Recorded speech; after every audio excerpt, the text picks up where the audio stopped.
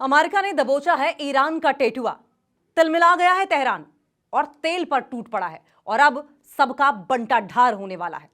America और Iran के बीच का युद्ध सबसे खतरनाक मोड़ पर पहुंच गया है और अब मिसाइलें और गोले बारूद शांत हैं, लेकिन वार, जी हां, मिसाइलें और गोले बारूद फिलहाल शांत हैं, लेकिन वार है सीधा अर्थव्यवस्था पर। अमेरिका ने कसम खा ली है कि ईरान को कंगाल करके मानेगा, ईरान को कंगाल करके ही किसी हालत में छोड़ेगा। वहीं ईरान पूरी दुनिया को तेल के आंसू रुलाने की तैयारी करके बैठा हुआ है। कहा है कि अगर हम पर अटैक होगा तो तेल के आंसू एक एक बूंद तेल के लिए तरसा देंगे पूरी दुनिया को, और ऐसा न हो, इस स्ट्रेटेजी का खामियाजा पूरी दुनिया को भुगतना पड़ जाएगा।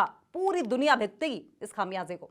अमेरिका और ईरान के बीच तनाव एक बार फिर से खतरनाक मोड़ पर पहुंच गया है। अमेरिका ने ईरान के खिलाफ अब तक के सबसे बड़े आर्थिक अभियान की तैयारी की है। अमेरिकी अधिकारियों के मुताबिक अब ईरान पर ऐसे प्रतिबंध लगाए जाएंगे, इतने कड़े सैंक्शंस लगाए जा सकते हैं, जिनका निशाना ईरान के साथ व्यापार करने वाले दूसरे देशों और कारोबारी संस्थान को भी होगा। अमेरिकी वित्त मंत्री स्कॉट बेसेंट ने इस कैंपेन को बेहद बड़ा बताते हुए कहा, यह कैंपेन बहुत बड़ा है, और कहा है कि यह किसी विरोधी देश के खिलाफ अब तक का सबसे बड़ा आर्थिक हमला होगा और इसके बारे में पूरी जानकारी अभी आनी बाकी है। अमेरिका की इस घोषणा के जवाब में ईरान ने भी कड़ा रुख अख्तियार कर लिया है। देखिए, सबसे बड़ी बात तो यह है कि ईरान की सुप्रीम नेशनल सिक्योरिटी काउंसिल के सचिव मोहसिन रेजाई ने चेतावनी दी है कि अगर आर्थिक युद्ध जारी रहा तो ईरान खाड़ी क्षेत्र से तेल का निर्यात पूरी तरीके से रोक सकता है। उन्होंने कहा कि ईरान न तो स्ट्रेट ऑफ हॉर्मुज से और न ही फारस की खाड़ी के किसी दूसरे रास्ते से, किसी दूसरे रास्ते से तेल का एक्सपोर्ट होने देगा, ना तो गल्फ ऑफ पर्शिया का इस्तेमाल करने देगा, फारस की खाड़ी का इस्तेमाल करने देगा, और कोई और रास्ता भी नहीं यूज करने देगा। रेजाई ने यह भी चेतावनी दी है कि जो देश अमेरिका के आर्थिक अभियान में शामिल होंगे या उसका समर्थन करेंगे, उन्हें ईरान दुश्मन की तरह देखेगा। अमेरिका के निशाने पर लेकिन है कौन? सवाल यह है कि लगातार अमेरिका किसको टारगेट कर रहा है। अमेरिका ने अभी नए सैंक्शंस की पूरी जानकारी सार्वजनिक नहीं की है। हालांकि बेसेंट ने इस बात के संकेत दिए हैं कि उन देशों पर भी प्रेशर बनाया जाएगा, दबाव बनाया जाएगा, जो अमेरिकी सैंक्शंस के बावजूद ईरान के साथ साथ व्यापार और वित्तीय लेन देन जारी रखते हैं। उन्होंने ऐसे देशों को चेतावनी दी है कि ईरान के साथ आर्थिक संबंध बनाए रखने के उन्हें गंभीर परिणाम भुगतने पड़ सकते हैं। अमेरिका ने चीन से भी ईरान के साथ आर्थिक सहयोग को लेकर सचेत रहने को कहा है, जबकि चाइना ने जवाब में कहा कि प्रतिबंध और दबाव समस्या का समाधान नहीं करते और बातचीत के जरिए रास्ता निकालना चाहिए। ईरान पर सैंक्शंस भारी पड़ेंगे, ईरान पर प्रतिबंध भारी पड़ने वाला है। ईरान की अर्थव्यवस्था पहले से ही मुश्किल दौर से गुजर रही है।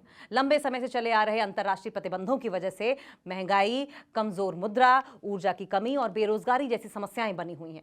और इसी बीच ईरानी राष्ट्रपति मसूद पेजेश्कियान ने यह कहा है कि उनका देश दुश्मनों के साथ ऑल आउट जंग लड़ रहा है, यानी कि आर या पार की जंग। उनके मुताबिक ये सिर्फ सैन्य संघर्ष नहीं है, ये सिर्फ मिलिट्री टेंशंस नहीं है, बल्कि आर्थिक और सुरक्षा के मोर्चे पर भी ईरान पर दबाव बनाया जा रहा है। उन्होंने कहा कि कठिन परिस्थितियों के बावजूद सरकार जनता के लिए काम कर रही है और आर्थिक परेशानियों को कम करने की कोशिश कर रही है।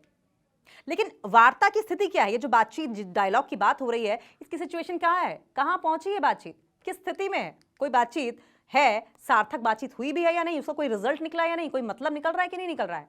देखिए, ईरान के विदेश मंत्री अब्बास अराक्ची ने अमेरिकी सैंक्शंस की, अमेरिकी प्रतिबंधों की नीति को पुराना तरीका बताया है। उनका यह कहना है कि अमेरिका को ईरान पर दबाव बनाने की बजाय सम्मान के साथ बातचीत करनी चाहिए, सम्मान के साथ बातचीत करनी चाहिए। और इस बीच कतर, पाकिस्तान और तुर्की जैसे देश दोनों पक्षों के बीच बातचीत शुरू कराने की कोशिश कर रहे हैं।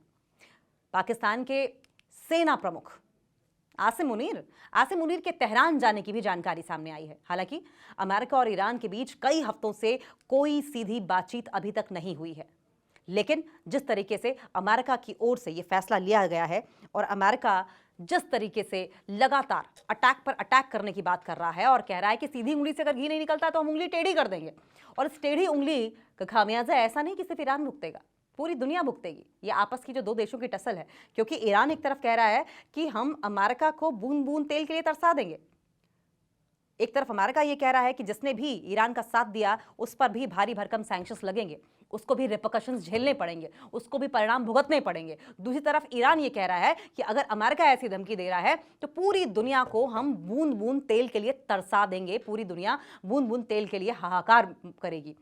असर क्या होगा? चारों तरफ तेल का एक्सपोर्ट कम हो जाएगा, लोगों के घरों तक तेल नहीं पहुंचेगा, देशों तक तेल नहीं पहुंचेगा, व्यापार ठप हो जाएगा, ट्रेड एंड टूरिज्म पूरी तरीके से जीरो, रिसेशंस बढ़ना शुरू होगा, महंगाई होगी, लोगों की जेबों पर इसका असर पड़ेगा, आम दिनचर्या प्रभावित होगी और लोग परेशान होंगे। किस लिए? सिर्फ इसलिए क्योंकि ट्रंप अपनी जिद पर अड़े हुए हैं। ट्रंप ईरान को घुटनों पर लाना चाहते हैं, वहीं ईरान है कि वो घुटने टेकना नहीं चाहता, वो किसी भी हालत में झुकना नहीं चाहता, जिसका असर यह होगा कि पूरी दुनिया स्टैंड स्टिल की सिचुएशन पर आ जाएगी। और यही वजह है कि लगातार कोशिश ये की जा रही है कि डोनाल्ड ट्रंप अपनी जिद छोड़ दें और ईरान पीछे हट जाए या फिर ईरान कम से कम थम जाए, क्योंकि अगर यही हालात रहे तो जंगे मैदान से सिर्फ तबाही और बर्बादी की तस्वीरें आएंगी, जो कि पूरी दुनिया के कोने कोने तक पहुंचेंगी, जिसके निशान हर गली हर नुक्कड़ पर किसी न किसी फॉर्म में दिखाई जरूर देंगे।